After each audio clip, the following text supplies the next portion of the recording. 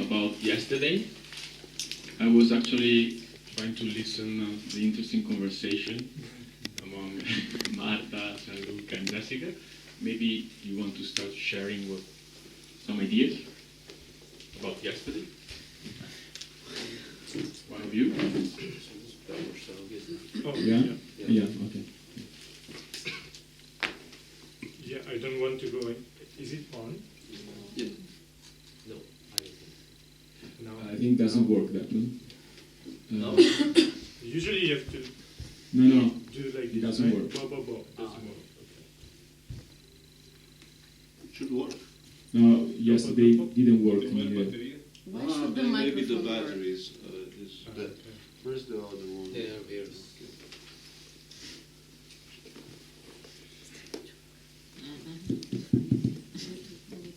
Okay. No, I don't want to go into philosophical discussion. Okay, so why are you here? No, I would rather raise a point about methodology. Yeah. Okay. Yeah. Because yesterday Oscar was telling me that I was adding adverbs. Like I was telling him that he would think that well, let's start with the example.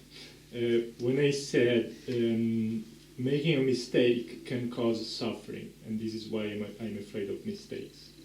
And he answered with this ironic example, 2 plus 2 makes 5. Can you say that? And this doesn't cause any suffering. So what he brought up is a counterexample, right? 2 plus 2 makes 5 doesn't cause any suffering. This is a counterexample to the thesis that making mistakes always causes suffering, because you can only contradict by using a counterexample if the other is saying that it's always the case. Yeah, okay. So I was not projecting the fact that he was saying always. Okay. So you are saying that your criticism was actually true, right? I would like to understand. Now, just let me know if I understood or no. You think that? Yes, right. Yeah. Okay. But do you think that what he did yesterday with that example made sense or no?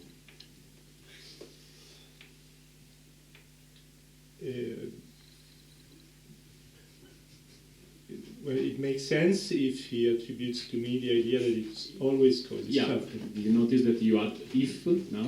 Yeah? Yeah, and I think this was the case that he understood me by saying that. Okay.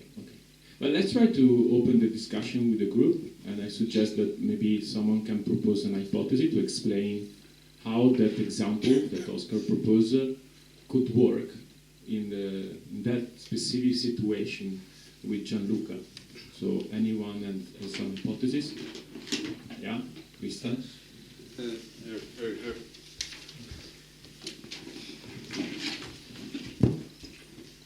So Oscar showed. The affirmation was that mistakes cause suffering.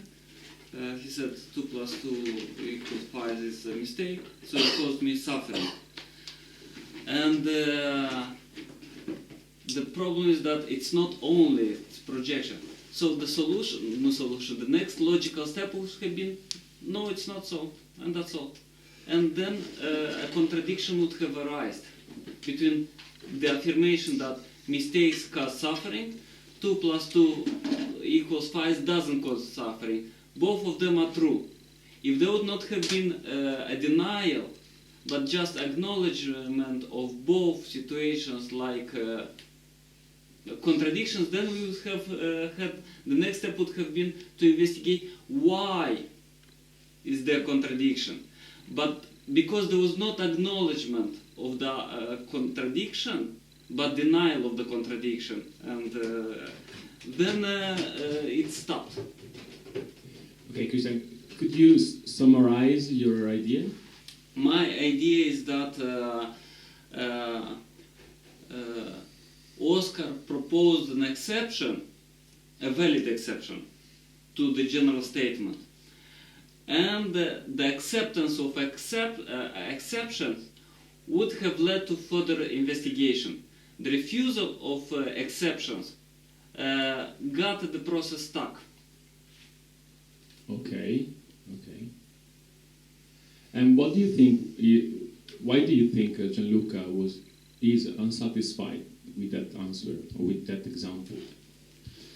He is dissatisfied with that example because he again thinks in this absolutist paradigm. Yeah, explain. So he says that Oscar thought against, criticized him for going into absolutist paradigm, but Oscar himself was an absolutist paradigm, which was Oscar does not. So again we see this projection. Oh, okay, Oscar. same projection we saw yesterday of the absolute scheme to the Oscar. Yes. Yeah? Okay. Gianluca, did you understand? No, I still don't understand because my statement was interpreted as general. but it Wait, was sorry. not. Is that you didn't understand or you disagree with Christian? Yeah, I disagree. Okay. It happened the same stuff the first day, you remember? Okay, try to explain why you said I didn't understand instead of I disagree. Yeah, why I did that? Yeah. I don't know. I usually say I don't understand when I don't. Yeah, but it's visible your habit, but the habit is more a consequence. Try to Yes. explain the root, the cause of this habit. It's a way not to say that the other person is wrong. Yeah, but in which way you are saying that the other person is wrong? Not, it's a way to say that the other person is not wrong. Perhaps he's right, but I didn't get why he's right. Yeah, but if you disagree, it means that the other people think that Right, yeah. he's wrong, right? Yeah. So you see the problem? Yeah. Yes, I guess I don't want to impose my own view. Yeah, even because it's quite impossible to disagree if you didn't understand. Sure. Yeah, okay. So you have another opinion, right? Yes. But you think Christian's reflection makes sense? No. No, No. at all, right? Yes. So, yeah. So you were. It doesn't make sense to say that you were projecting your absolute scheme on Oscar. Or it does make sense. And you disagree. I disagree. Okay, but if you disagree, it must be making sense what you're disagreeing with. Do you agree? It's understandable in that sense. It makes sense. Okay, yeah. But you notice that you confuse making sense with right. Yeah. Yeah. You see? In all the workshops, when we were voting something that makes sense, we were voting what we thought was right, was Yeah, appropriate. I agree that sometimes there is this confusion, but can you make the distinction? Yeah, I can. Yeah. Okay. So it makes sense what he said. Yes. Okay. But you think it's wrong. Yes. Okay. Explain why. Because he said exactly what Oscar said, that I was saying that making mistakes always causes suffering, therefore the counterexample worked as a contradiction. Whereas I think I was not making a general statement, and so the counterexample didn't work. Okay. But if you are talking with a person who is an absolute scheme, yeah? Absolute it means always, right? Yeah. Do you think it could be worth it to propose him a counterexample, even just an example, an exception?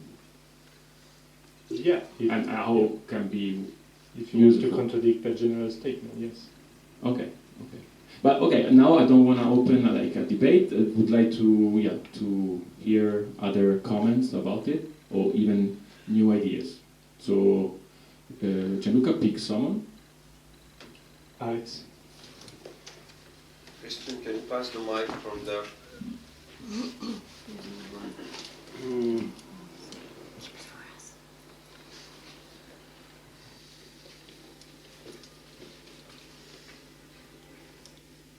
I'm in impressed with Gianluca because at the end of my session I was so exhausted the next day I could hardly think, and I can see his mind is still thinking. And his example is very interesting that he provides, because to me it's useful to take a bit of distance from it and have a bit of a meta idea. Almost think, what person who goes through a whole hour process raises as the problem this issue? It's like a person who reads a novel and says, there's a spelling mistake here. So there's a great difficulty in seeing the wood from the trees. And this is often, I think, a problem with people who are particularly have a very high functioning thinking function here. Their ability to value what is important and what is insignificant can be very difficult. And let me ask you, how would you name such a person? It was named yesterday, the overthinker. Okay. But there's an addiction to the overthinking. It's a chronic overthinking. Because I think if you look at the work holistically, this example, it's an art, how Oscar engages, could have just been a shaking moment. Yeah. Just to shake. Because if you look through this issue of overthinking, it comes up many times in the hour. And even when the main problem we do self-care, self-sacrifice, there was this big movement between which is which, and we got an answer, a resolution, and they say, is the problem resolved? I understand the feeling Gianluca had, because you feel this movement, there's an internal logic. You've lived in one way for so long, but you get such a simple answer. You want to interrogate more, and there's nothing wrong with the interrogation, more of this. But it appears that there's a state of being in questioning. There's an infinite number of questions that will paralyze you, actually, and you will not act. And maybe to conclude this, there was an interesting statement that Oscar made. I don't know which philosopher he quoted, but he spoke about almost this thinking as a commitment. You follow through on it. And I can identify with this problem because I also can do a lot of overthinking, and then I get paralyzed. And the brain almost just stops. And sometimes one must be committed to the thinking. I've thought it. There are an infinite number of possibilities. Now I act. And I must take a chance, take a risk here. And I guess maybe that overthinking is a protection to stop one actually going out and acting. I'm going to stop there because that was a long... Yeah. Maybe that can explain why I heard before that Gianluca was saying to Marta, maybe I still don't really understand the method. Maybe what you just said, this tendency to be picky, to be stuck with one specific thing, can be an obstacle to have this holistic vision of the method. Yeah. You want to add something? No. Okay. Thank you. Pick someone. See Matthias, Anka. That's it for now. You should be good. Oh, I must speak. Matthias. Yeah, and comment on what Oscar said yesterday. So, when you say mistakes makes confusion, that is a general statement, but you're saying I didn't mean it as a general statement. So then Oscar said, okay, but in this work they expect us to be telepathic, we can read their minds. This is not what I mean. Sorry, I think I said can in my statement. I'm not sure, but I think I said can. Okay. But anyway, there is this, and even if you said can in this moment, what happened was that you had lots of these general ideas which he then tried to break with a counterexample. So again, as Alex said, you're focusing now on one detail, but here I said can, so in this example, and so on. So here I see the lack of plasticity of just, okay, fine, whatever. I just go with the idea, see what happens. But there is this tendency to, no, I want to defend my idea here because this is not what I said, and I want to go to the bottom of this idea, so that it's this kind of rigidity, you get stuck in this little thing. So in what I guess Oscar was proposing is that who cares if it's wrong or right, just to liberate your mind, just let go of your idea, go with this and see what happens. Yeah, like I think it was Hegel, this is a commitment to thinking. Yeah, so just, yeah, okay, yeah, that's my idea. And why do you think he has a hard time to commit? Jean-Luc, I mean, or anybody in general. Do you see a reason, hypothesis? Yeah, he has an idea and he gets stuck with this idea and he wants to defend this idea. Is it religious thinking?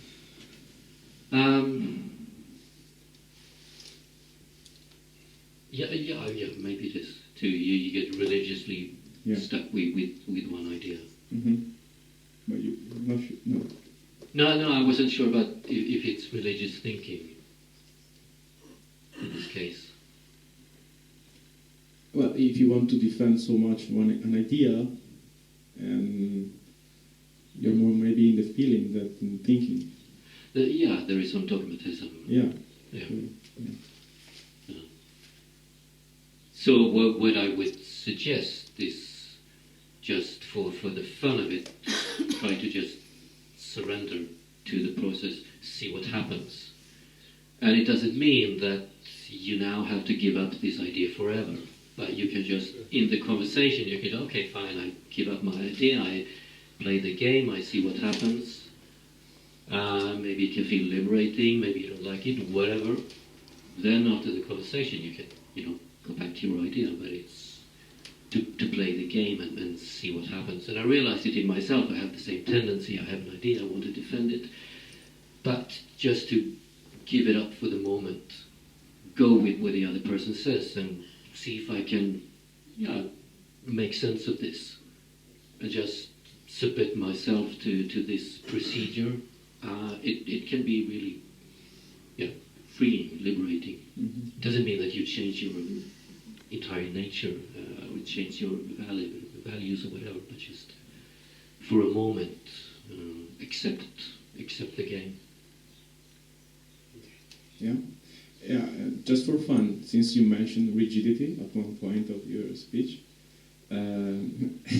Gianluca, you want to share with the group what you just told me before during the breakfast? Because if you want, if it's not a secret you want to keep, because he was a bit amazed about this fact that he couldn't think to a person who told him that he is being rigid. But this morning he told me. You want to say that story? Well, yeah, I don't know if it's so interesting, but it's fine. Yeah, it was surprising for me afterwards that I couldn't think of anybody who had ever told me that I was rigid. And then when I was going to sleep in my tent, I remembered that this happened very recently. When I broke up with my last girlfriend, the last message we exchanged, it was like, "You're rigid."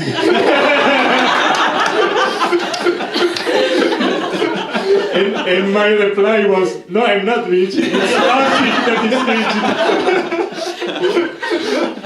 rigid." He said, "I'm not rigid. Logic is rigid."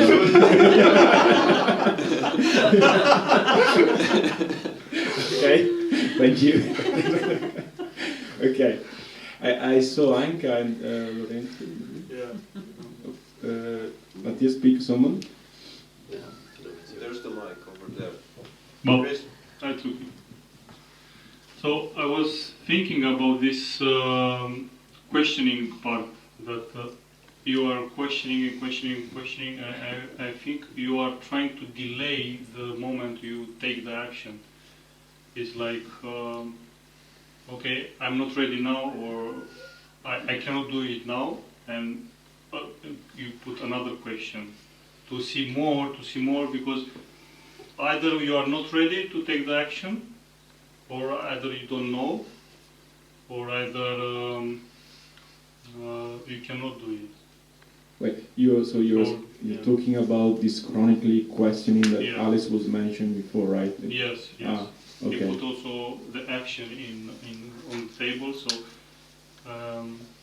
yeah, I'm thinking about myself as well. But when I don't want to take an action. I question. I put a lot of garbage in between the action and the moment. Yeah. So in that moment, thinking is a way to prevent acting, basically, right? Yes. It's you put. Yeah, you put something. You invent something to feel yourself good in order not to action. Yeah. But let me propose you this idea that thinking is acting.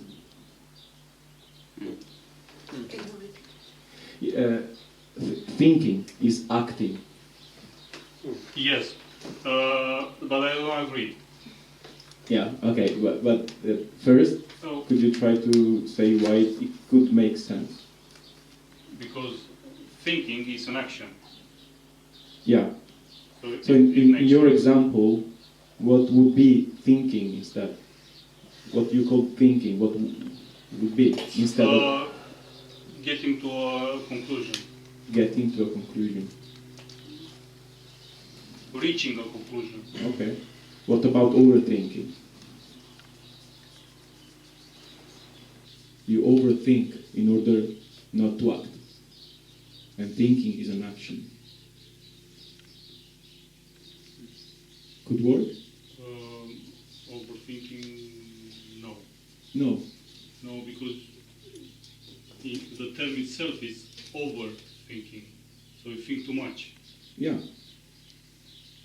But yeah, maybe you do this garbage of thinking, not being aware of that you actually overthink. Mm-hmm. Okay. So you are not conscious. All right. Okay. Yeah. You're not something? No. Okay. Thank you. Someone else? Anka was waiting.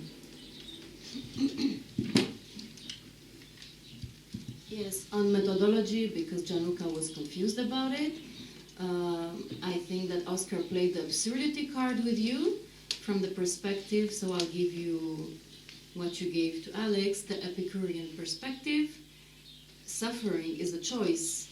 Pain is not optional, is of the body, suffering is of the mind. You choose to make yourself suffer. So you victimize yourself, you whip yourself. So he was pointing out, why do you whip yourself? Why don't you suffer? Then 2 + 2 is 5. Yes? Go suffer for that. Mm-hmm. Yeah. So this is another interpretation of, say, the example. The performative level was trying to, let's say, push him to see this absurdity. Yeah. Yeah. Okay. Thank you. Someone else? I see Marta. So it's interesting that you pointed out that when you are stuck with an idea, you are more in the feeling. Because I would have said, okay, if he's stuck or when I'm stuck at an idea, I'm trying to be logical, rigorous, because yeah, it's not the same to say can than say always, so it's logic. That is what I've been taught at the formal training, so that you need to be logical and rigorous. And then when you say, yeah, it's to be more in the feeling, what struck my mind to see the shift. Because I've never seen that way, that is more a feeling and attitude that hinders you to continue thinking actually and exploring the problem. Mm-hmm. Yeah.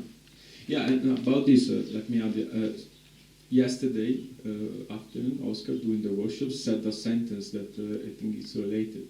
He said, feeling cannot be problematized. I remember. Cannot be? Yeah. Feeling cannot be problematized.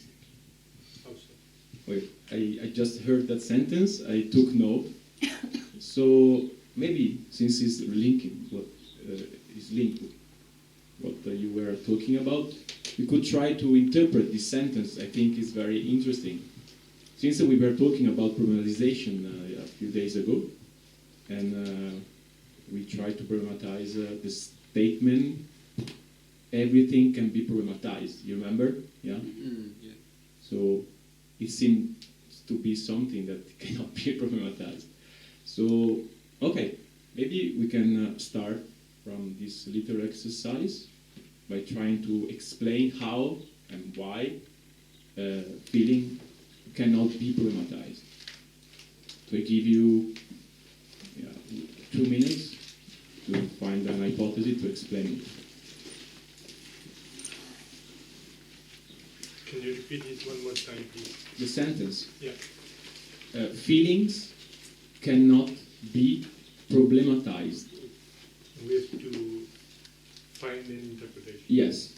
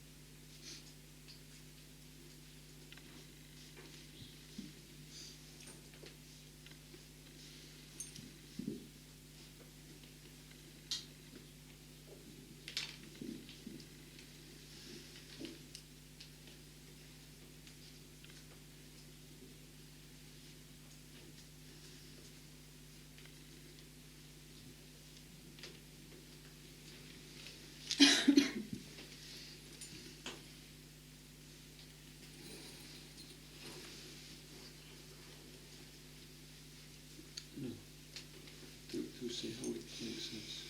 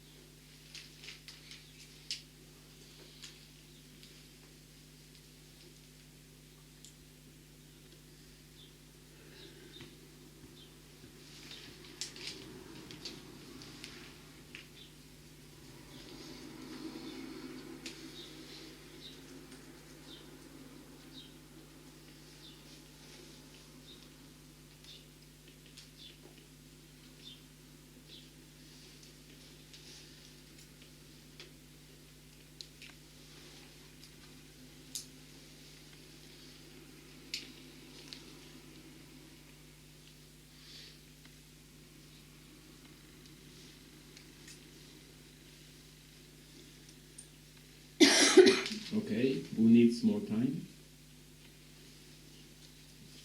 Okay, how much, Anna? Few minutes. A few minutes. A few minutes, 2 minutes, okay, 3 minutes. 3 minutes. Let's do 30 seconds.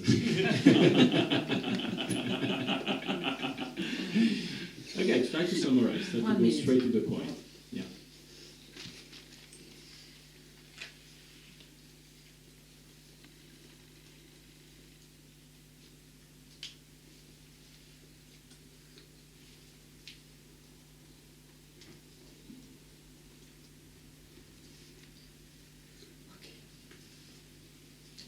Good? Okay. Okay, nice. So, who want to start sharing his interpretation of the statement? Raise his hand. Okay, who didn't speak? Stella? Okay. There?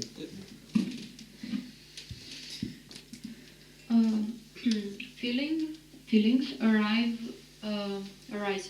as a response to our thinking. So it's not the feeling that needs to be problematized, but the thinking behind. Yeah, but you see now that you're speaking about the feeling has not to be problematized. Yeah? Yes. And we are trying to say why he cannot problematize. Well, since they are. You see the problem? Yeah, I see the problem. Because you can do something that you have not to do. You know? Yeah. Yeah. So try to explain why we cannot. The feelings are a response. So they are not. There's no problem in a response. Why there is no problem in a response?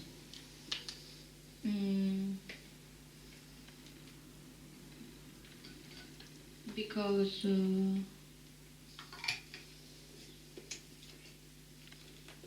they are a result of a problem.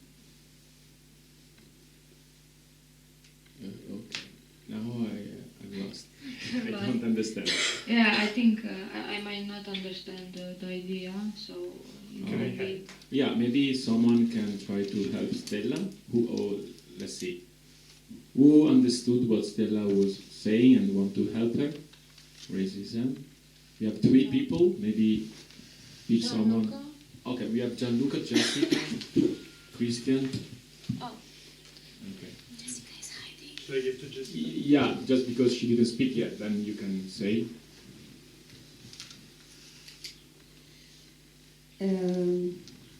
Feelings are not statements. They are strong related to thoughts, but they are not statements. That's why they cannot by itself be problematic. Okay. That was your idea, Stella?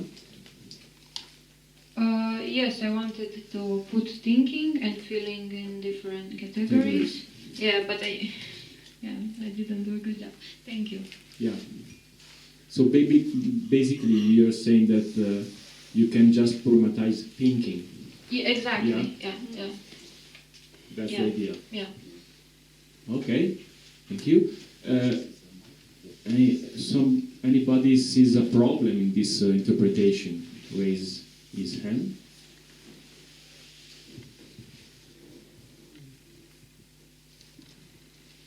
Okay, I see 2 people.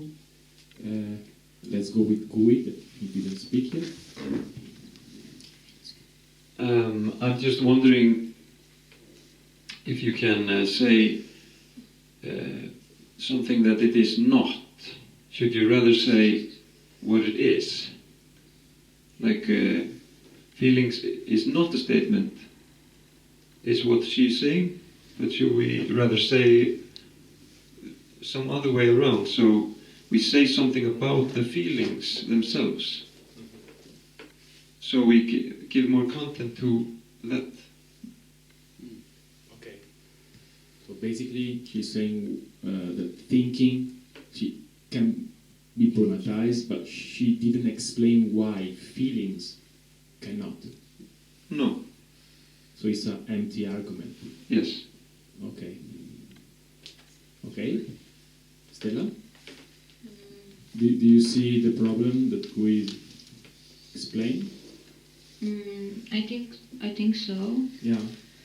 So it's the problem is that I didn't say what feelings are, or No, you didn't focus on feelings. You I went you to the switch on thinking. thinking. Just thinking can be problematized. Well, I was thinking that feelings are response, and we can make statements about feelings by thinking, but we cannot problematize the response. Yeah, but you still see the problem that we raised, or no? It's missing something here. It's missing. Yeah, I think I can see it, but I don't know how to get out of it. Okay. Does anybody want to help Stella to get out from the stake? Okay, let's go with Christian. So I think what Stella was trying to say was that only statements, only intellectual domain can be problematized. So automatically, if something is outside the intellectual domain, whatever it is, feelings, objects, defined, undefined, etc., it cannot be problematized.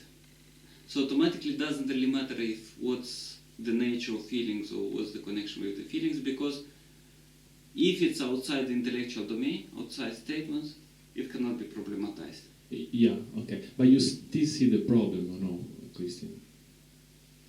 No, I don't see it. There is no argument. Why just thinking and statement can be problematized? Only. Only, yeah. Just only, yeah. Should I give an argument? No, wait. I'm asking you if you see the problem. Because remember yes, the task yes, yes. was explaining why feelings cannot be problematized.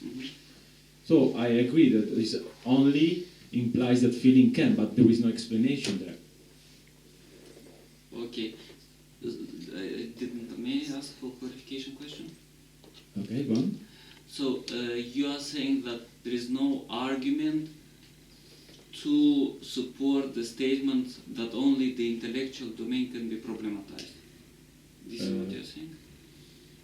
Yeah. Okay. And there is no argument as well that why emotion cannot be problematized. So with the first one, I do agree. Yeah. With the second one, there is an argument. Okay, that only, right? Yes, yes. Okay. Okay. Who thinks Christian is right? Raise his hand. I'm lost, honestly. You are lost? Yes. Okay. You want to find yourself again? Okay. Why you are lost, Anka? I think I stopped following the last argument. I understood that what she said that, so my understanding is that what she's saying is that feelings are pre-reflexive. Okay. Is that what she said? That feelings are pre-reflexive, so that's why we can't problematize them? Yeah. I mean, the feelings are out from the category of thinking. Yes. So maybe you could say that are pre-reflexive. Yes, Yeah. pre-reflexive. And then I understand that there was a lack of argumentation. Yeah. But I don't remember which one was it. Gui said, proposed this idea. Gui, maybe you want to repeat it, yeah? That if you only state the negative, like it is not this, it is not this, it doesn't tell anything really. Okay, yeah. So it has to be an affirmative definition. Yeah. This is, or not, this is not, this is, okay, Yeah, not but now you're elimination. missing the last step, was the Christian one. That What did you say? I said that the statement, the implied state argument in Stellas, so the Stellas argument is like only thinking can be problematized, thus whatever is not thinking cannot be problematized. Emotions are non-thinking, thus emotions cannot be problematized. okay. Yes. You found? Yes, Okay. I found myself, Right. yes. Let me ask you this question. Who think that to say that only thinking can be problematized is a good argument to explain why feelings cannot be problematized? who has an explanation? Oh, who thinks is a good argument? Raise his hand. Okay? Who think is not? Okay. Christian, can you pick someone?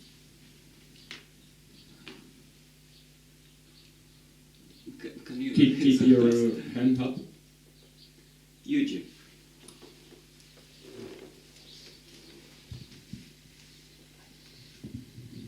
We don't really need microphones because there is no Zoom. But we're recording. We are. We are recording, so yeah. maybe. All right. Could be. I think feeling is a big trigger to problematize our life or paradigm. Okay, sorry. Now, what you are trying to say? So what's your intention? So thinking is only the way to problematize. Okay. And I would like to show the counter argument, which is feeling can be the way to problematize. Okay, but you remember my question? I don't know. Oh, okay. So you wanted to do something else, right? You did. Can you rephrase my question or no? Christian's argument is not good. No, my question, not the Christian argument. Or you forgot? Okay. So you see, if you forgot the question, it's quite difficult to answer the question. Maybe you have an interesting idea. Maybe you can propose like later. But now we are somewhere else. Yeah. Yes. So you were a bit following your intuition, let's say. Yeah. Yeah. Okay. So how do you explain that you prefer to follow your intuition than the discussion? Could you say that again? Yeah. I was just wondering why you prefer to follow your idea, even if it could be interesting, than the discussion we were having together. I am self-centered. Oh, okay. So you put yourself before others, right? Yeah. Could you try, just for fun, the opposite? Yeah. Do you remember the trick I gave at the end of my workshop a few days ago, in order to follow the discussion and not to lose your idea? You remember, or no? Okay. Who remember the clue? Let's say. Okay. Pick someone. Good. Wait. You can write down your ideas first and then just listen to other people's ideas. Yeah. Do you like this trick? Yes, I like it. Okay, so you find a concept in order to keep that idea in mind, and then you are with others. Otherwise, you are just with yourself. Yeah. Thank you. Okay, but keep your idea, and then maybe you can share it. Okay. Okay. Who still want to say why it's not a good argument? The Christian, that one that Christian proposed before, raised his hand. Could you repeat the argument? Yeah. That to say that only thinking can be problematized is not actually a good argument to say why feelings can be problematized. Cannot, sorry. Yeah, cannot. That was the idea, Christian's idea. Yeah. So, may I choose? Yes. No. So, okay. Oh, wait. Yeah. Okay. There are not just the thinkings that can be problematized. For example, the objects that we see, material objects, can be problematized. Oh. And it shows... Okay, so, okay, so could you give us an example of how an object can be problematized? Like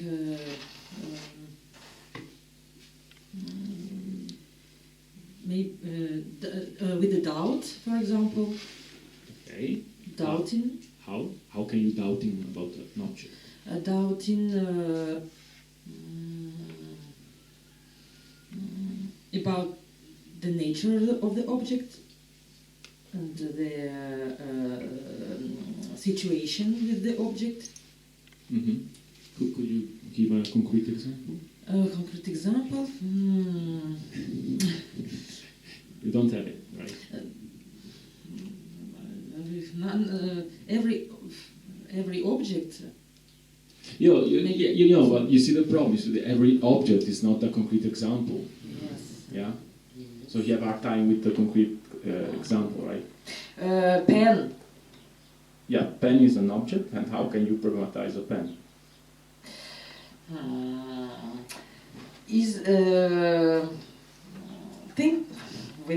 Thinking about the pen, where does it come from? Okay, let's stick with that. If you ask where does it come from, the pen, are you problematize the pen?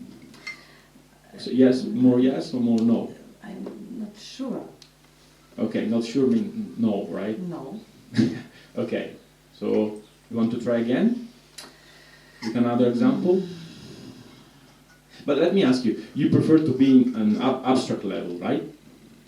It's hard for you to try to find concrete example, and it's easier for you to think in an abstract level. Yes. Yeah. How do you explain that?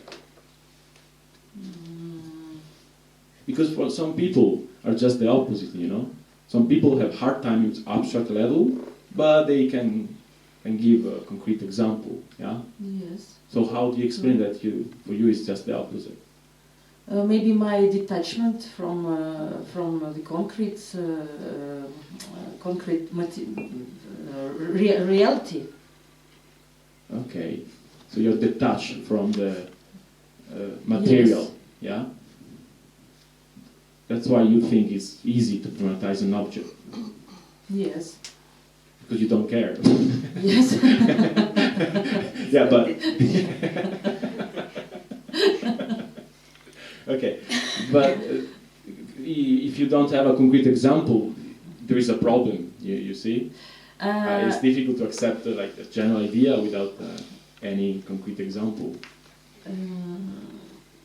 Yes. So. Yes.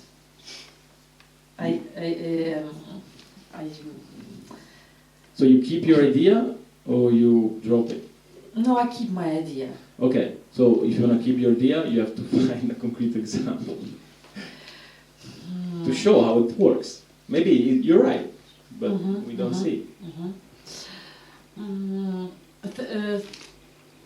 To think, now we can think an object, about object. I see it like this. This question, your question. What can be thought? No, wait. You said that we can problematize an object, right? That's what your statement. Yes. I would like just to understand how it works. Yes. I make a synonym of problematize and think the object. Okay, but you see the problem. You switch from another meaning. To think in an object is different than problematize. Yes. Okay. I see. So you drop your idea? Yes, I drop because I can't prove. Okay. Yes. Do you see something good in dropping an idea? Yes. What? Because I accept to drop my idea with the hope, because I know I want to hear there are a lot of people, and I know that I have a hope that the other people can find the solution, and I'm ready to see. Because for me it's important the solution and not my opinion about me to fight or to have the victory. Okay, so if you stop to be stuck with your idea, you give room for other people maybe to find a defense answer of your idea. Because I'm interested in the answer of this question. Okay, nice. So, yeah, thank you. Maybe someone can, let's see if someone can want to save your idea. Matthias. Oh, you feel relief now. So, Matthias. Thank you, Matthias. Okay, can you keep the mic?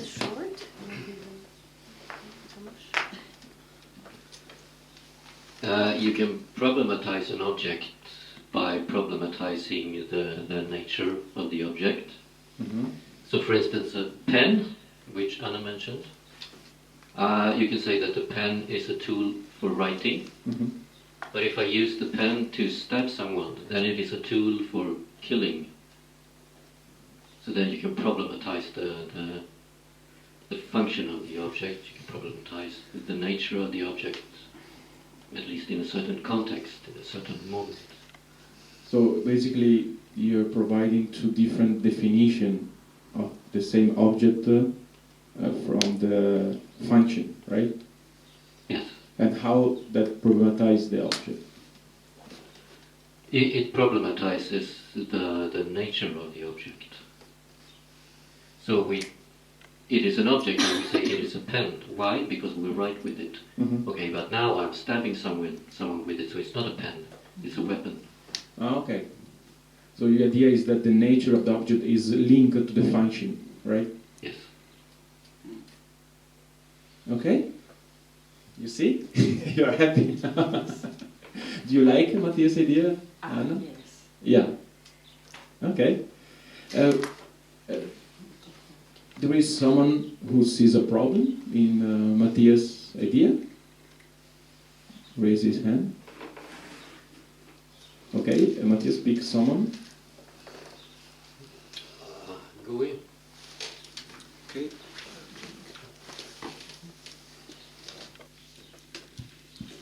Yes, I think he's referring to a statement, that he's problematizing a statement, not the object itself, but rather a statement about the object, because he talks about the pen and then, about the pen, and then he creates a statement for us to have something to think about the pen, and then he problematizes the statement. So he's in fact not problematizing the object. Interesting. So it's in line with this idea of Christian of problematizing the intellectual stuff, something that we come up with, and then we start thinking about it. And by the way, if you're right, his explanation is confirming Christian idea that you can just, Stellas idea, you can just problematize thinking, and let's say a statement is inside the field of thinking, yes. right? It's not an object. Yes. Oh, okay, interesting. Yeah. And can I add one other thing about another thing? Can you just Yes. wait, because Yes, I would yes. like to see if Yes, there is yes. another objection to this. It's really interesting what you just said. Yeah, but you can write it down. I actually followed your example just. Okay, right, good. So, Matthias, did you understand what Gui said? Yes, I understand. Did you accept it as an objection? No. Okay, I don't. why? Because he says it is a statement here. Of course it is a statement because we're talking about it. But it's not just a statement. What I'm problematizing is the definition of the object, which talks about its nature. And I have a suspicion that GUI wants me to problematize the existence of the object itself and not just how we speak about the object. So I think it's a bit vague to say it's a statement. Yeah, well, of course, because we're using words. So we cannot get out of this paradigm we're in, where we're using thinking and so on. So basically your idea is that if a statement is linked to the nature of something, it's not just a statement, it's describing something more than words. Yeah? Yeah. Okay. Okay. It's getting funny. Okay. I would like to give you or someone a chance to defend your position, if you can.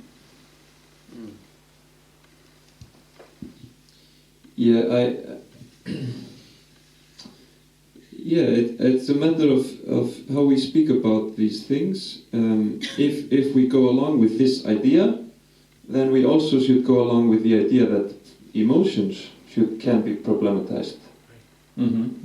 you know, because that's what we started with, and so maybe my mind was also very stuck with that. You know, feelings cannot be, so items cannot be. Yeah, but it's true that maybe you were meaning this, the question like if you had to problematize the existence of emotions, or no? Yes, yes, I would agree, yes. Okay, but do you see that some statement regarding the nature of something, and they're not just statement, they are linked with something, let's say, outside? Yes, necessarily, yes. I think it's an interesting topic in a Plato dialogue about the function of the language, of the words.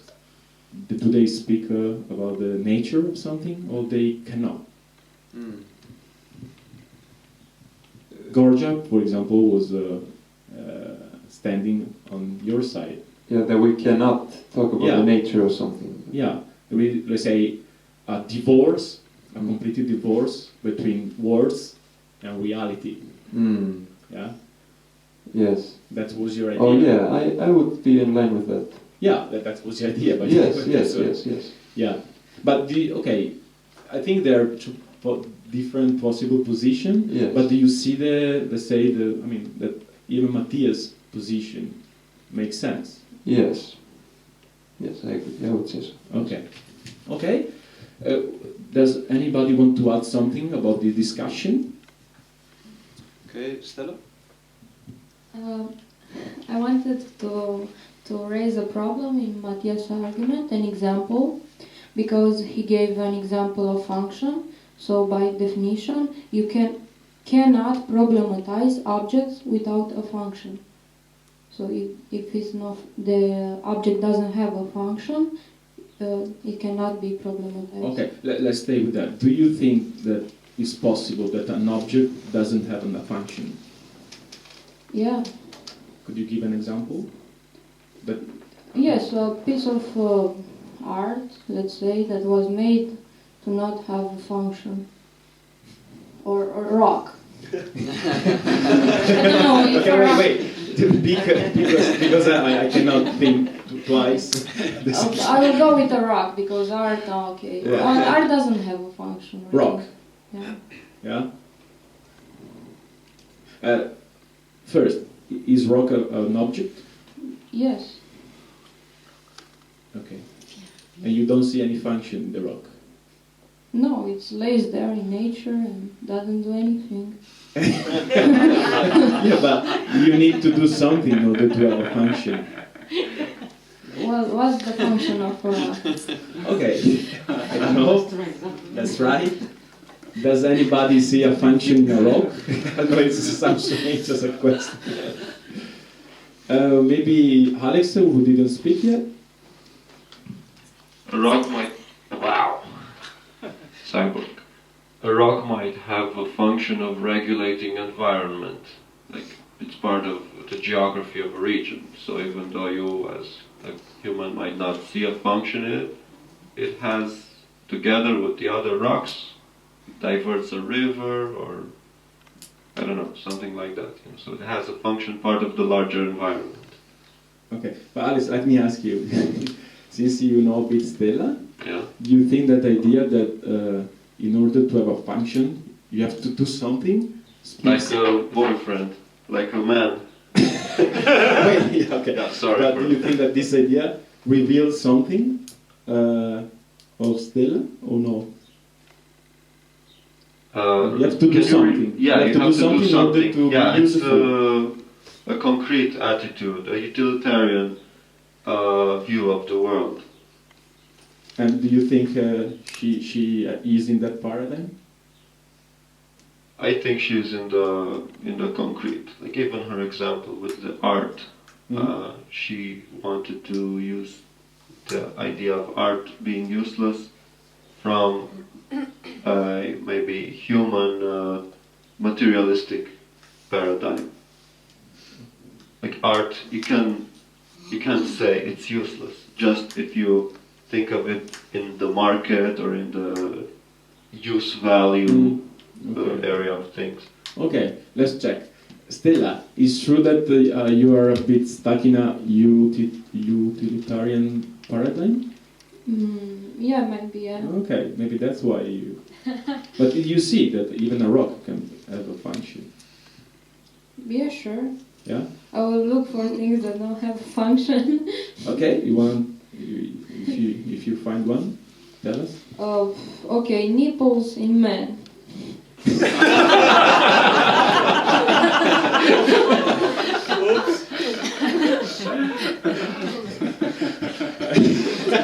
Okay, you are getting sexist. Alex, you want to show the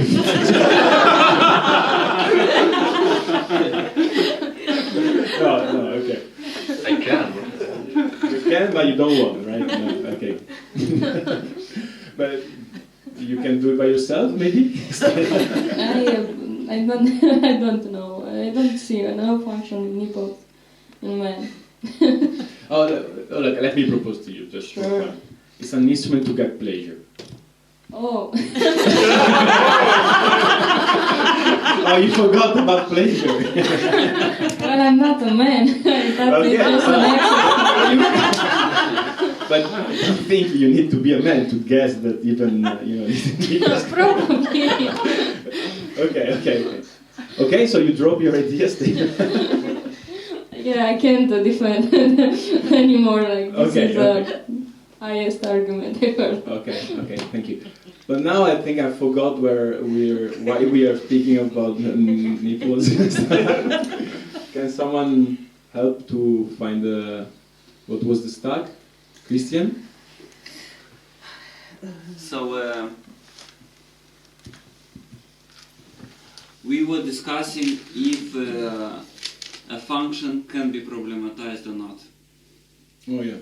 Yes, right. and an object and a function. And the argument that Stella offered is that, okay, let's say the function can be problematized, but not objects have a function. So basically we cannot problematize. Yeah, but she didn't manage to find an object without the function, right? Yes. So you drop your position, Stella?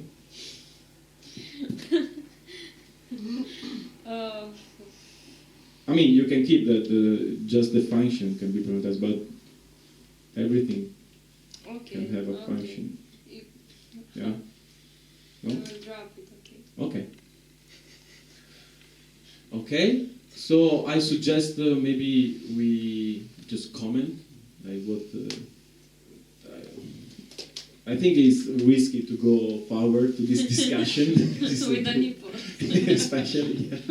So, but do you have any comments about the entire, let's say, process of discussion so far? Any insights? Okay, good.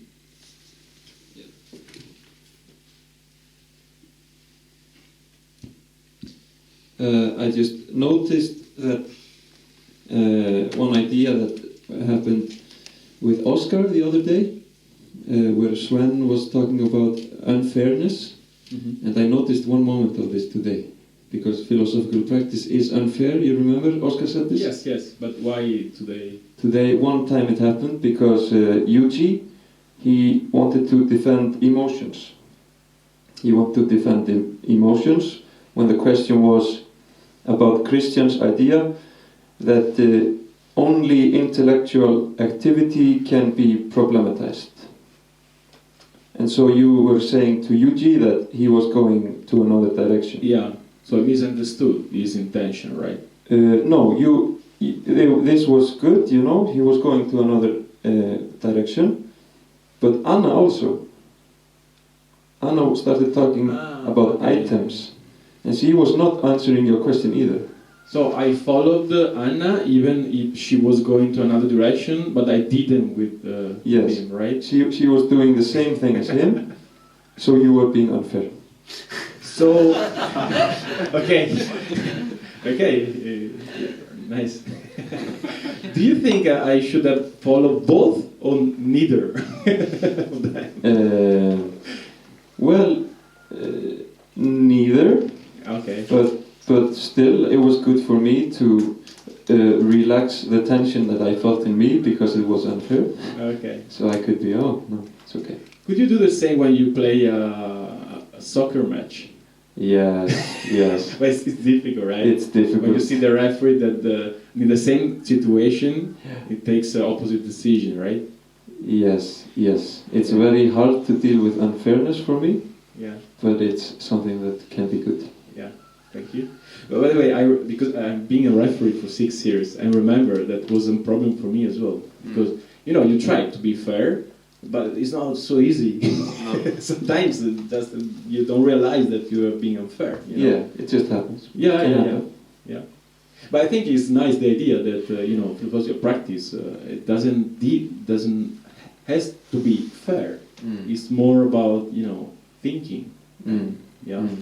So it's not that moral values are bad, but we are not prisoner of the morality here. Yeah. No. Yeah. Yeah. Thank you. Someone? Yeah, Gianluca. I disagree with you, Gui.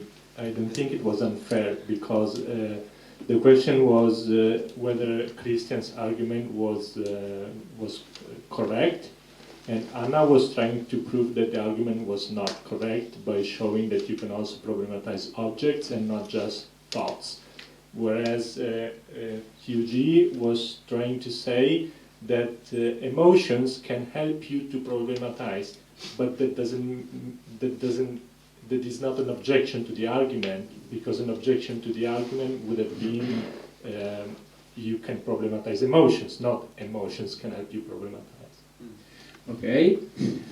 Wait, so Gianluca, you're trying to say that Gui is being unfair to me by saying that I'm being unfair? Yes. Okay, it's true? Have you been unfair? No. No, I don't see it. Because I thought the question had been like, what is lacking in the argument of Christian? So we should go and see how we can make the statement more clear. Not only say only intellectual activity works with problematization. So we have to say why. How is that work? How does that work? Okay. So I think the problem is the same, and so I think Gianluca's understanding of your question was different from mine, and I think mine was correct. Okay. But just then, Alex, let you speak. But I would like to know the group what thinks about this by voting. Who thinks that GUI? Say again your name. Sorry. Yuji. Yuji. He was actually dealing with the Christian idea. Raise his hand. Okay. Are you surprised, Gui? No. And who thinks the opposite, that Yuji was going elsewhere with his idea, was doing something else? Did you change your mind? No. Oh yeah, because your idea is that I'm being unfair, because both of them were going away, right? Yes. Yeah. Okay. So basically, everybody thinks that Yuji was going elsewhere. Yeah. Yes. Okay. But I think the main issue now is people's understanding of your question. If they understood it like mine, that's what I'm curious about. Okay. You're right. Or they understood it like him. Okay. Yeah. Could you summarize the two different understandings of the question? I can try. So was Andrea asking us to check if Christian's argument was lacking and how we could make it more full and substantial, or Gianluca's question, and I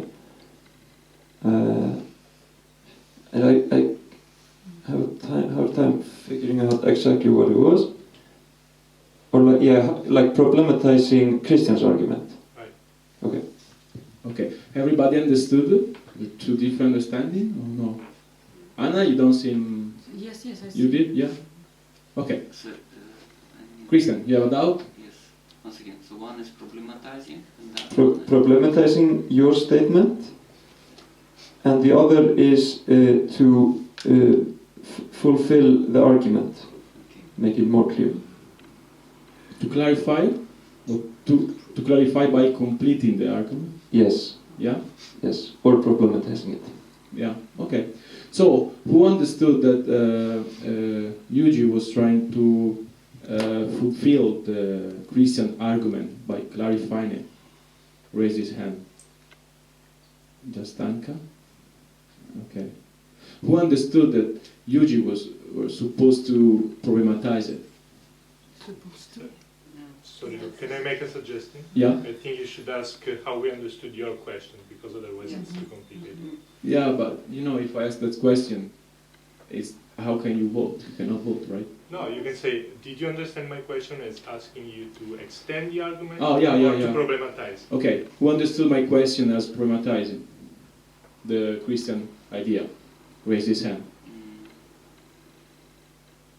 Okay, I see that somebody's lost, but most of the people were to your side, Gianluca. Yeah? Yeah. Guy, are you surprised? Very. Do you like surprise? No, not so much. Why? That makes me look stupid and feel stupid. Okay. I tell you something that actually, when Isabel told me just before that I was supposed to run the workshop, I thought to this question to share with you, and the question was how stupidity can be good in thinking, because it's something that I was thinking yesterday about. Yeah? Okay, yeah. Can you answer that question? It can be good because you are more free to go and think about what is being spoken of. Because if I'm now going to feel very uncomfortable having looked stupid, I will be lost in the thinking process. Okay. So it's the fear of the stupidity more the problem than stupidity in itself. Yes. Okay. Okay. Thank you. Okay. Okay. Someone else? Pick some. Yeah. Okay. Yeah. So I see Yushi's argument potentially going in both directions, as challenging him and not challenging him. So I can explain. So it can problematize the fact that you said that your syllogism was that we can only intellectual objects can be problematized. Is that so? So you can you can go in the supporting the idea by saying that feelings are not yet clear intellectual objects.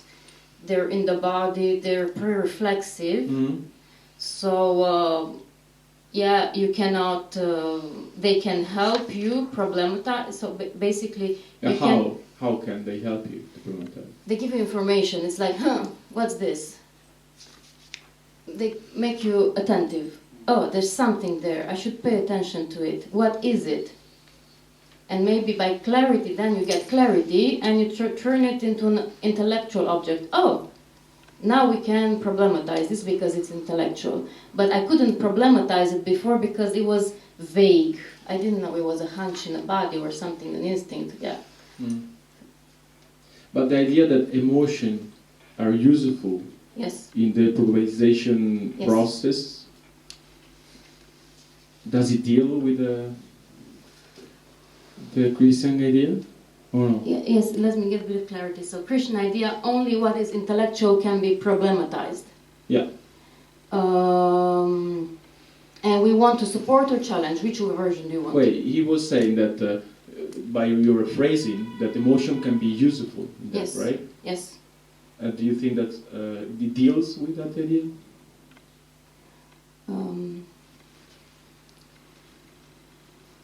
Yes. How?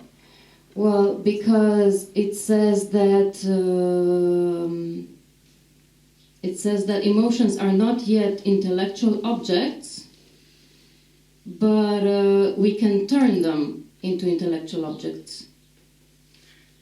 So there's potential there, even probability. We know we can turn emotion into concept. Okay. Who sees a problem in Anka idea? Raise your hand.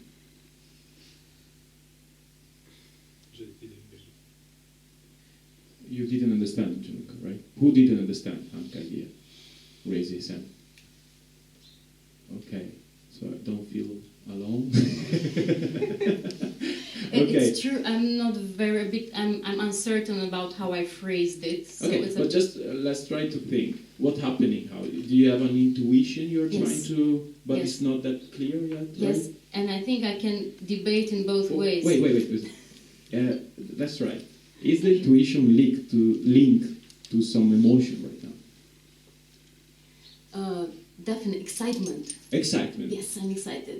Okay, so you're excited, Yes. and because of this excitement, you have an intuition that you are trying to put in words, Yes. but you have a hard time to do it. Right? Yes. That's what's happening.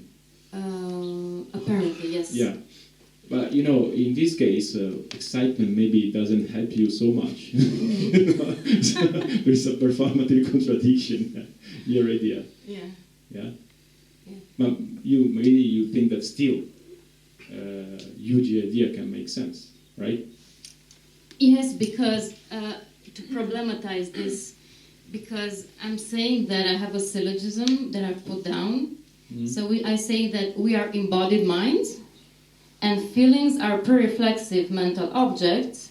Therefore, feelings can be problematized because of their mental, they're of the mind. So they're just subordinated to. So it's feelings, and then thoughts. Okay. I don't really understand, but maybe someone can help me to understand you, Anka. Maybe it's my problem, yeah? So who understood Anka's idea? You want Christian to speak? Sandrine, she didn't speak to me. Sandrine, yeah.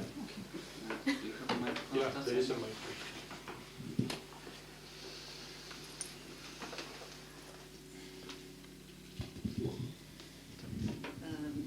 I think I understood what you want to say, but I would like to go in a meta level. Okay, wait. But now we have before to go to a meta level, could you try to help stupid people? I feel stupid. I don't understand her idea.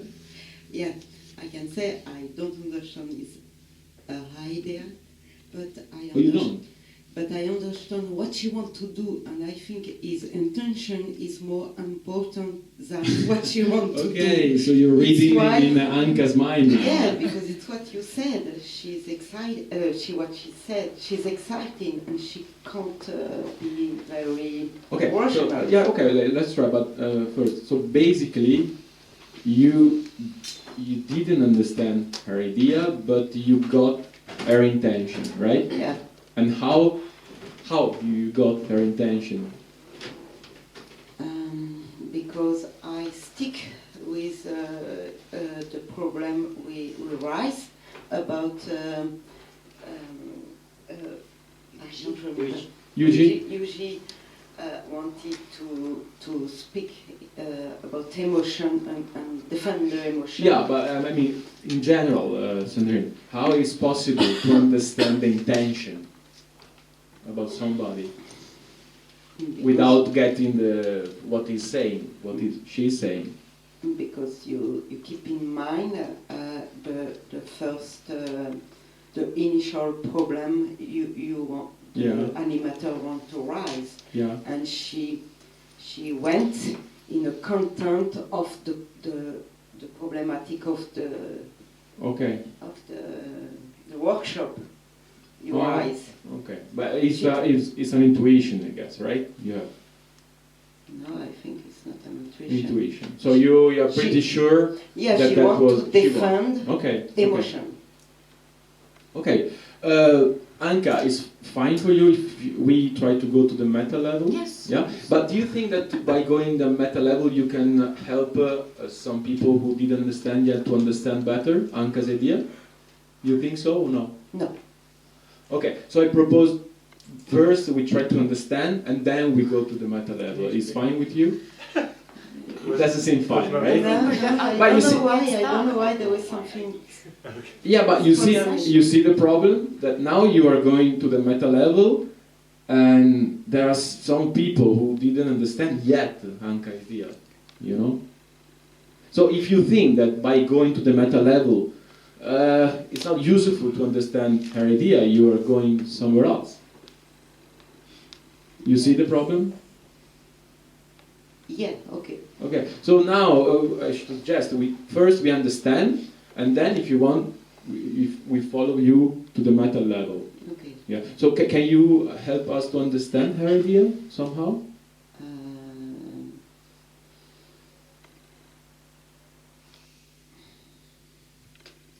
Yeah, she wanted to say the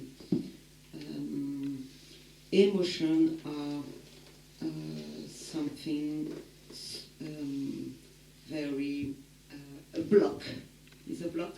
It's a block. It takes minds and body, and it's. I can't. Okay, you can. Yes, Okay. I want to. Yes, I understand. Wait. Block. Do you take it? Block holistic. Oh, She but you didn't want to to add say something. block. Yeah. Did she help you to clarify your idea, Anka? Yes. So yes. you think now you are ready to make it more understandable for everybody? Or no? Yes. Yes. Okay. So you did you helped her. Yes. So okay. Yes.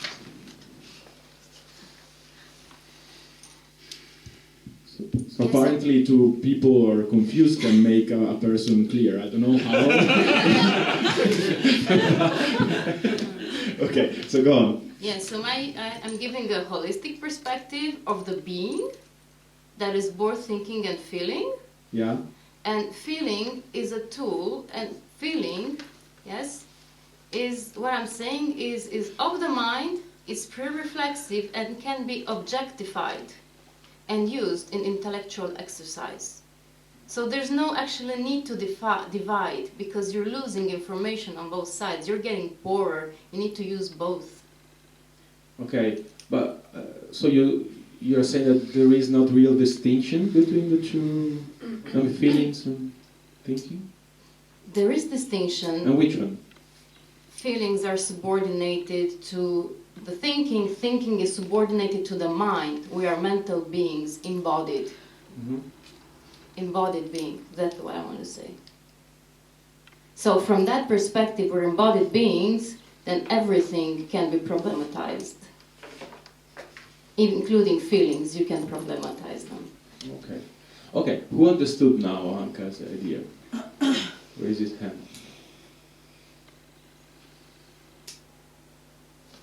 Okay, not bad, not bad. Okay, can we just rephrase last time your idea? It's fine? You did understand. Because I didn't. Yes, Okay? yes. So what I'm saying No.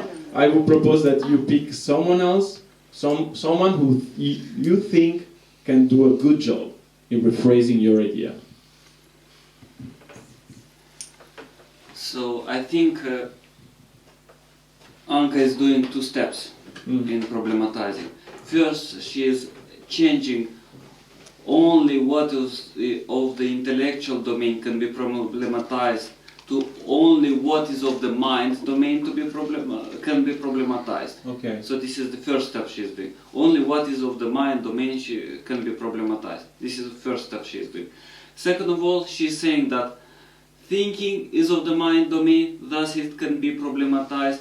Feelings is of the mind domain, in the form of pre-reflexive thinking. Okay. So it can also be problematized. Okay. Thank you. Now I understand it. Yeah. Okay. yeah, it's been interesting, this discussion, but let me propose to you that now I would like to hear, just here, we don't have time to comment, everybody answer, yeah? So maybe we could start this direction to go and to hear how did you answer the original question. Just to have some, let's say, quick insights. So to read my interpretation. Yeah, but just Anka, you look sad. Yes, no, I'm happy. Why? You got my idea. Thank you. Even a stupid person like Andrea can get your idea. Okay, okay. Thank you. Go on.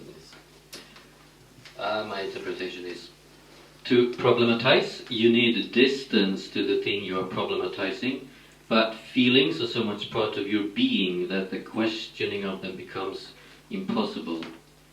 So when you try to question or problematize your feelings, you're basically trying to question or problematize your being, which is, and because of this, there is no distance, so you cannot do it. Okay, yeah. So you answered to this idea of distance, the lack of distance. Yeah. Yeah, yeah. Okay, thank you. I don't have any idea. Oh, you didn't answer.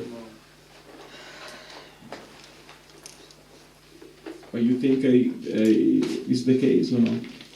It's possible or it's not?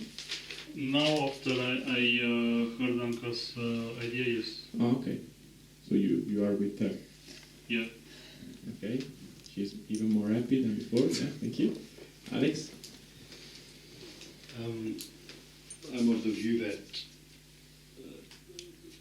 feelings in and of themselves represent a state of existence or reality, and reality cannot be problematized here in and of itself. It requires some context.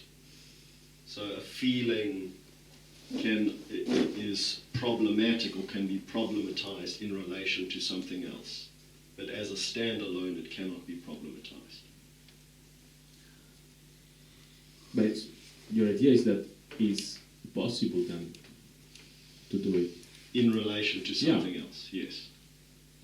Okay, so you disagree? I disagree. Oh, okay. Okay. Funny. No? So you don't think is the case? It's true, right? Yeah, they can be problematized in context. Yeah. So you're yeah. So you don't think that statement is true, right? Yes. Okay. Okay.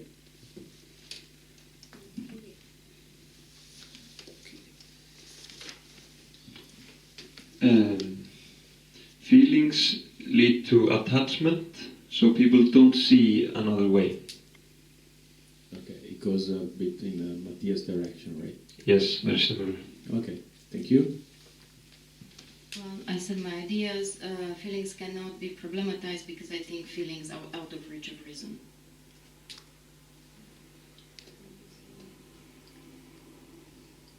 Okay. Which is a bit the opposite what the idea you were selling us before, right? Yeah, but can go in both directions. Okay, you're dialectical. Okay. Okay. The same, I'm in the same idea that Anka, and I wrote because feelings exist to be felt and not to be thought, as well as the thought cannot be felt. Could you repeat it, please? Yes. Feelings exist to be felt and not to be thought, as well as the thought exists, as well as the thought can't be felt. Okay, it's a bit Anka's idea that there are different domains, basically. Yes, right? it's the same. Yes. Okay, And I mean, the last idea. Yes. Because she proposed the opposite idea. Okay, thank you. Yeah. So I wrote feelings cannot be problematized because only statements can be problematized. Okay, okay. So the GUI is a deer, yeah. You remember? Yeah. Okay. Thank you.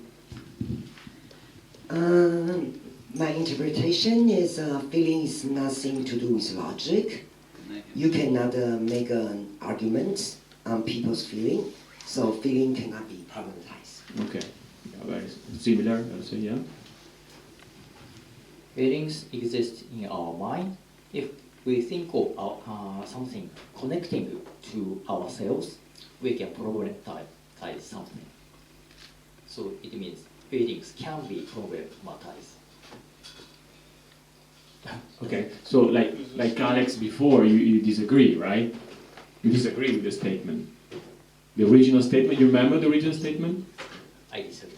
Okay, so you remember the task? You were supposed to find an explanation of that statement. But I understand it's not easy, let's say, to prove a statement if you disagree with that. You see? Yeah, okay, thank you. Okay, so I think the feelings are a very subjective experience.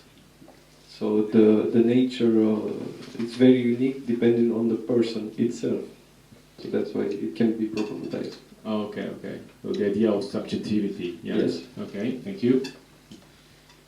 Feelings have they correlate in thought all the time. There's feelings and thought entangled.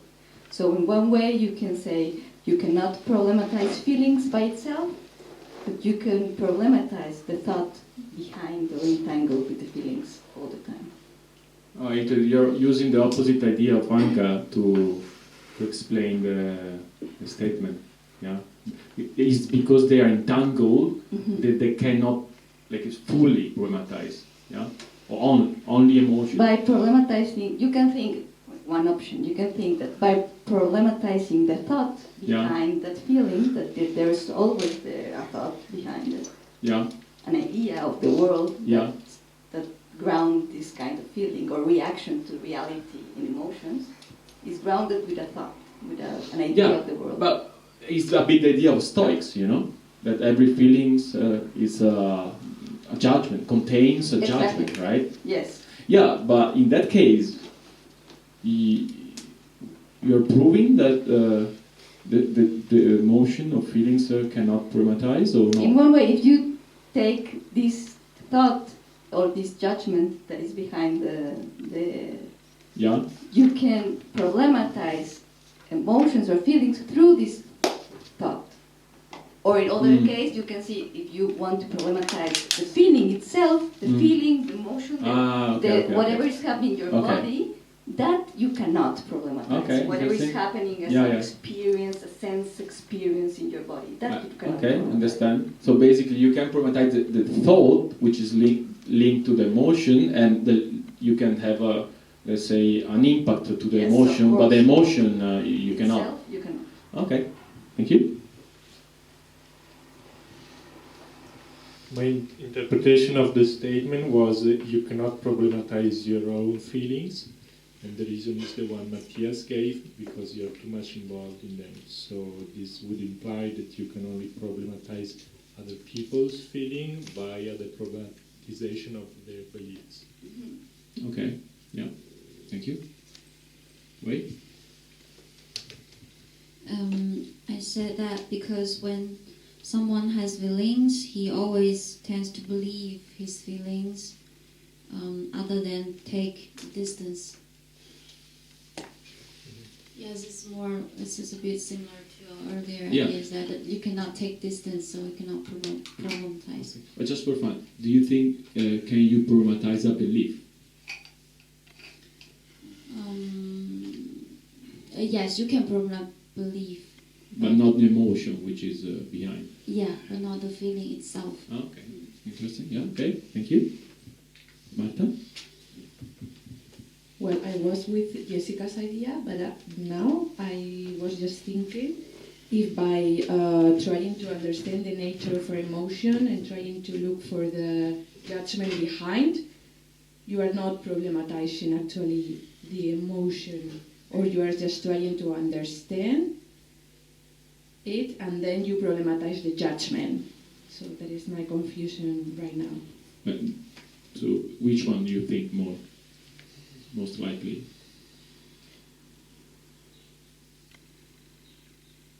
The second, the judgment.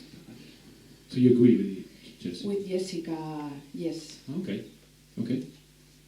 You agree with the Stoics? Yes, but I will have to give it more thought. Okay. Yeah, I think emotion can be problematized because it's... Cannot, right? Cannot. Yeah. Because it's, we're only inside. There is not outside of emotion. Mm-hmm. It's subjective, I can say, but and you're totally attached. To problematize, you have to go out. And that is. So in a way, you are combining the Andre's idea with the Matthias idea, that with the inside. If you are inside, you are in a subjectivity, and you are not detached. Yeah. Okay. Yeah. Thank you. Yeah. I think something with subject and object. I don't know. It can't. Emotion can go by ourselves to be an object. It's all the time subjective. Can you rephrase it? It's when some I don't remember who speak about that. It was about object and subject. Yeah. So I was thinking at this time, emotion are just a subject, and when you objectify it, you can problematize it. But the nature of emotion is subject. Okay. Yeah, makes sense. Yeah. Okay, thank you. We have the last. Andrea. Alex. Oh, sorry, Alex. Thanks. I wrote here that feelings being problematized is like states being doubted, like subjective states being doubted, and that would be like an attack on your being. And what is an attack on your being? Killing yourself. So maybe problematizing your feelings or doing something about it can be linked with killing yourself. Yeah, but you think it's possible killing yourself? Yes. So it's possible to problematize it? To problematize killing yourself? No. Your idea is that problematize of emotion, feeling is like to killing yourself, right? No, by killing yourself is like a revolt against emotions. Okay. So you agree with this sentence? That feelings can be problematized. Oh, you disagree? Yes. Okay. Through the act of killing yourself. Okay, but you are supposed to explain how it worked, that sentence. That it so you problematize the sentence, right? Yeah. You didn't explain how it works. Yeah. Can you do it or no? No, not now.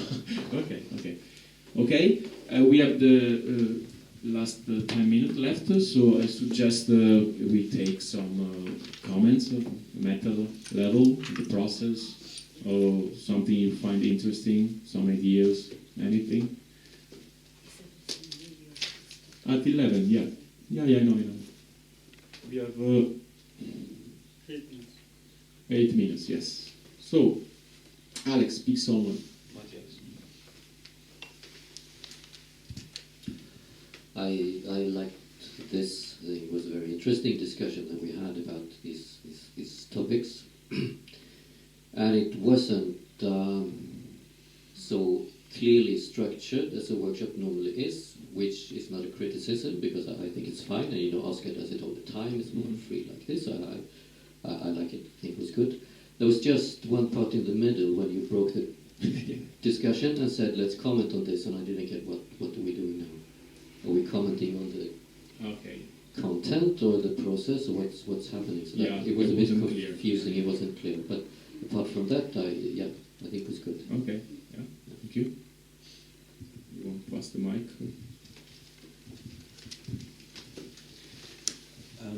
I enjoyed the workshop, but I was finding such interesting ideas.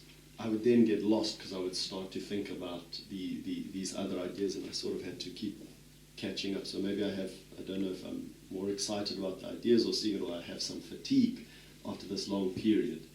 But I wanted to make a comment about an observation I had, and it was on this issue of fairness, which I found so interesting. Fairness. There was a discussion on your being fair in the questioning. And it was very interesting. It was started by Gui, who has already said he has this feeling of fairness there. And he wants it, here it was not like that, and there wasn't an exactness there, and it was unfair. And then there was a criticism from John Luca. He says, no. If you really look at the question and you analyze it, it was actually fair. Then it was there. So it was very technical, there was a lot of thinking. Two picky referees. Very precise. And then you made a comment which sort of took a meta level with it, and you said, but this process is not about fairness. The whole idea here is about making people think. So if unfairness makes people think, it's not unfair. Yeah. So it was just... Oh, yeah, that's another level. Yeah. Yeah, in a way, it's the performative of the unfairness. Yeah? Yes. That I can make you think by being unfair with you. Yes. Yeah. Nice. Thank you. Yeah. Yeah, it's just good to have this extra reflection. It makes me think on a more positive note about unfairness, which is important for me. Okay, so you found a second reason why unfairness can be good. Yes. Yeah, I enjoyed the content, very good topic, because I think people tend to go to extremes in order. They either go too much into thinking, or you have highly emotional people. But the point I think we made through this is that basically thinking needs information from emotion, for impulses, and emotions can be educated to become a more educated human being, like a better human being, an integrated human being. So that was my point. So there's a dialogue between emotion and thinking. Yes. Yeah, okay. Yeah. I would like to join Matthias in his comment and to say that it was less scholastic, less disciplined as in schools, less in this way, and it made me feel more in comfort. And I was really enjoying of thinking today with you. I was with you, and it was not heavy. You are not heavy like a person, and I felt it. And your smile, it's important. Okay. And the change everything. Okay. It's very important. Okay. So I enjoyed both the topic and the way the workshop went. It was interesting for me, and on me observing through the entire week right now that my thinking is awakening little by little, more and more and more. So this is fun. And I want to pick up on the fairness thing again. So it's actually thinking about the fact of to whom we apply unfairness. So for instance, I was thinking, let's say, to being, unfair to Yuji versus being unfair to Anka or me. So for instance, I think we with Anka are more into the same category a little bit. To apply unfairness to us will raise frustration in us and maybe revolt, and we'll have to suppress it.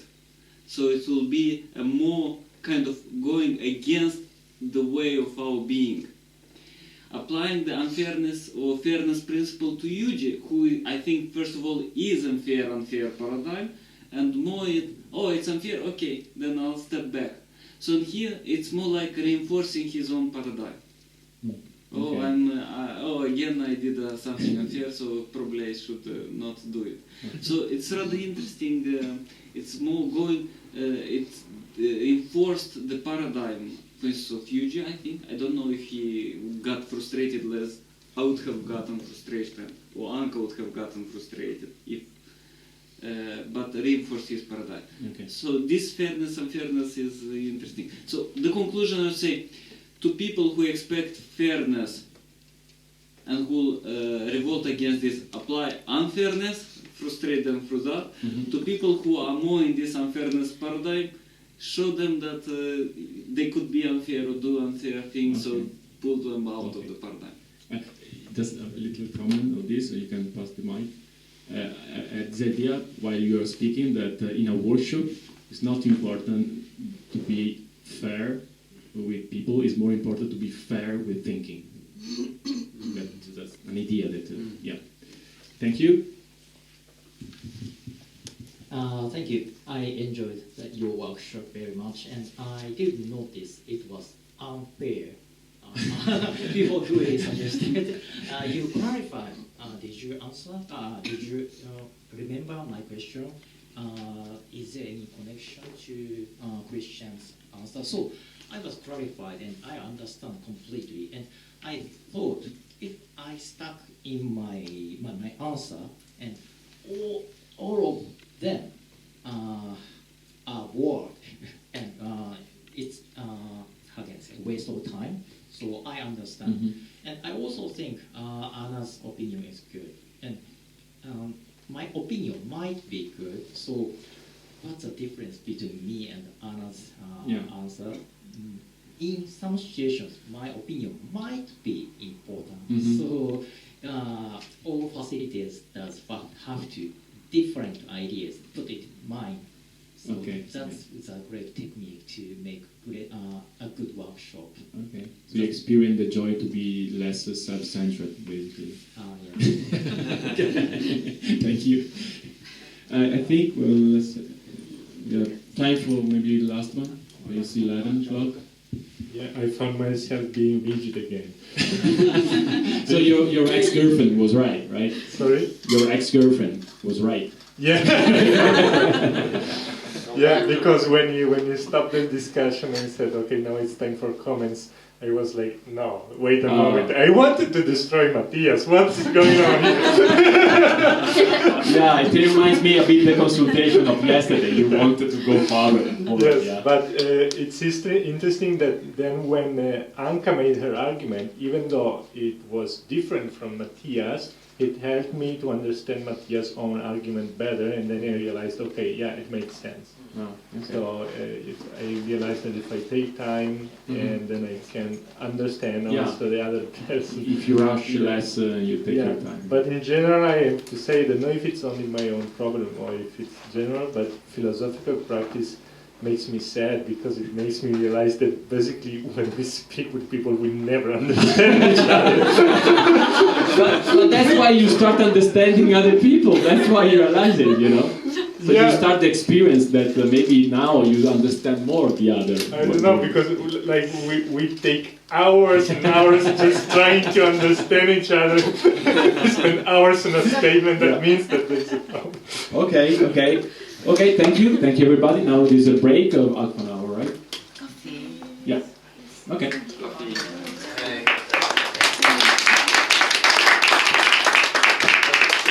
Gianluca, the question is if we don't understand each other normally, then what do we do?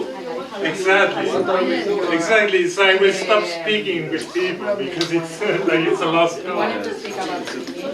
No thing. I want to understand. Or did you have an idea? But then people are just like, I'm not questioning I check.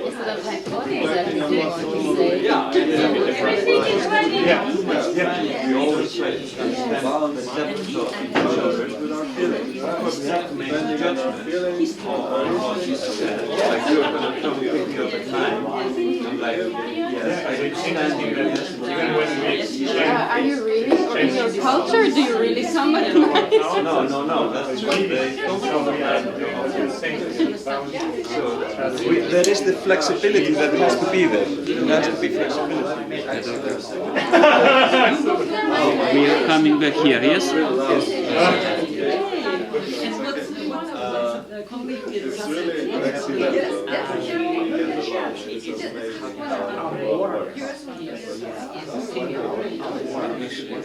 Plug my thing in. Because we sometimes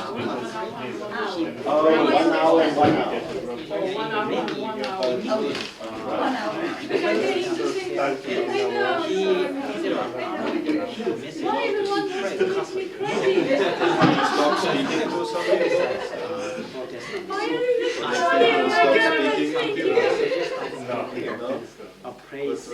praising criticizing Protestant and being more That's a monkey story. we went dark side, monkeys complex. conflict and Sweet and coexistence. so it's the same. And It's just yes, so that's monkey right. says happy, but nothing changed. Anyway, it makes more sense. So you can have a break. Ready? Okay, so Gianluca, would you be my friend? who is What do he? you mean? Do you need a friend? I'm your friend. Okay, thanks. So you can remind me about how rigid I am. That's good. Yeah. Sometimes you can send me a message. Remember, you're rigid. we are all, I will do it, Gianluca. we are already friends on the first day. Yes. Yes, Because yeah. he told me that I did. Yes, Gianluca, we are already friends before this conversation. Yeah, you are not alone. You don't live with illusion. He doesn't have a guest of us. What? He doesn't have a guest What of did you think about your picture? When we did that? And you say that you are in the abstract. You say that you want to have a castle. Come on. Thank you to remind me, because you know I go. You change your mind now. Ooh, flow.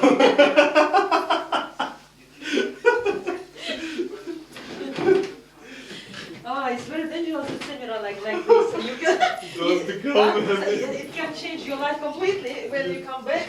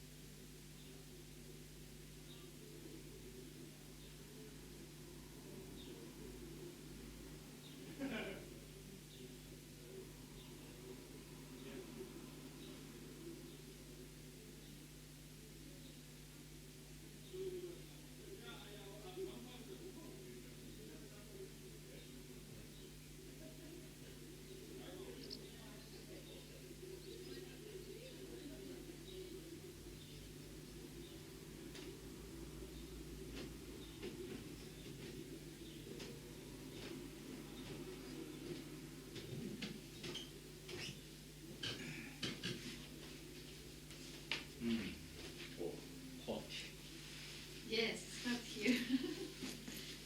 Two windows are open, even though anyway it's hot. Yeah. Do you remember last night consultation? It was humid hot here, so Oscar's consultation. Yes, I remember. Yes, yes. Yeah, it was incredibly hot. Do you yes? Yeah. And Jake and I and Alex and we escaped from Oscar's consultation. We couldn't stand for heat. Ah, okay, for the heat. Yeah, not heat. for the experience. No, that was not so No, scary. it was, yes, it was horrible. I was like, and it smells like yes, it was not, yes, I was thinking about that yesterday.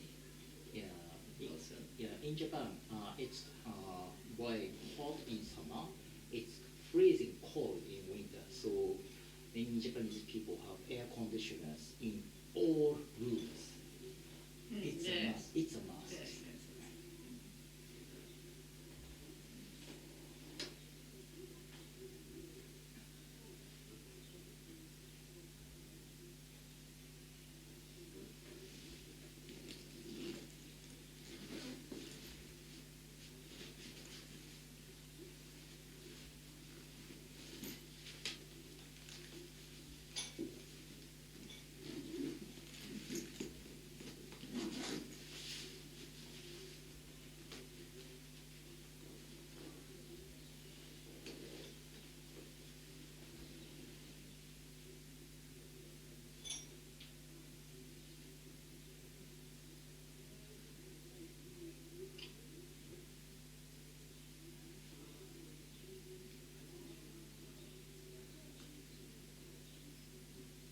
Do you understand in do you know the word comic strip?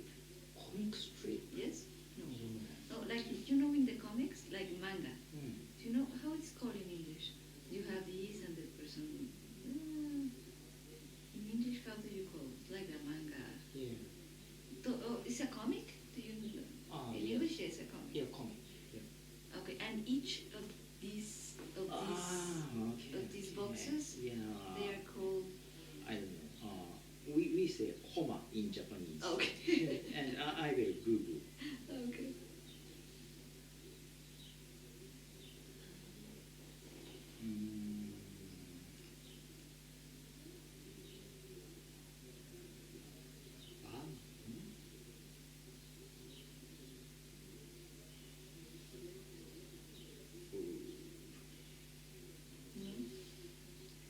I'm searching, so Okay, you yes, can yes, give yes, up. yes. I search and I get the word comic strip, but it doesn't.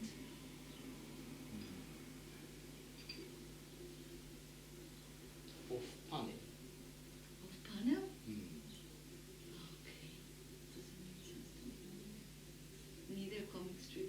I will call it boxes, small boxes. Yes, That will be clear for everyone. That's speech volume. she's speech volume. Okay, that is speech volume. Okay, that speech volume.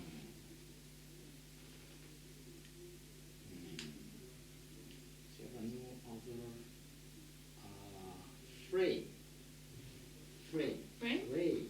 Okay, that makes sense. No, it's like the frame, a box, or frame and speech volume. And And the speech volume. on one page there are some four or five frames. Exact frame. Yeah. Yes, that makes sense. Yes, yes, the frame. Yeah. Japanese manga creators are very, how can I say, creative. They use 2 pages, just one frame. Yes. Yeah, in some Japanese manga, Dragon Ball or Captain Tsubasa. So in the beginning of the history of manga, they uses just 4 frames in 1 pages, but it's hard to excite readers. So pioneers made a rule, but followers broke the rule completely. So Yes. that's progression of a manga. And you are the experts of this kind of. Yeah, I love manga. Yes, you have so many kinds of things. And yeah. I bought once one about making sushi, for example, as a chef and all the manga stuff, but for making sushi. So no, I'm not too familiar with manga, but I know how important it is and how you have developed all these things for. I don't know. Do you know the story of this? It's like something that came from a very long time ago, in a way, or is not so. All the manga. Manga was invented in 1950. Okay. After the World War II. Yeah. Okay. The creative people started painting manga. Before the World War II, Japanese the government was very conservative. They wanted to people under control of the army, so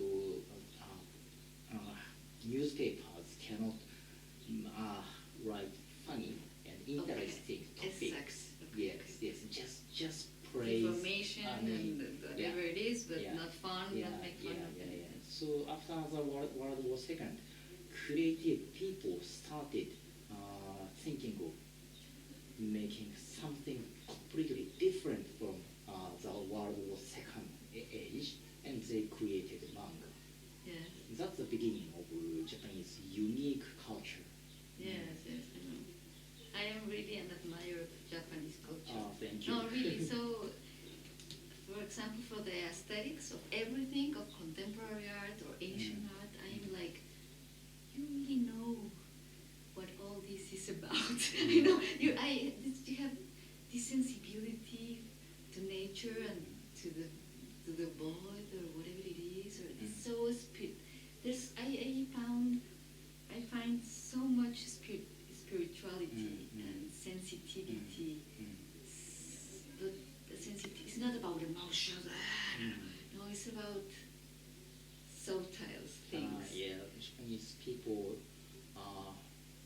have sympathy and empathy with nature. Yes, and they're also like very sensitive, beautiful, just tiny piece of our usual life. Everything is so beautiful. Yeah.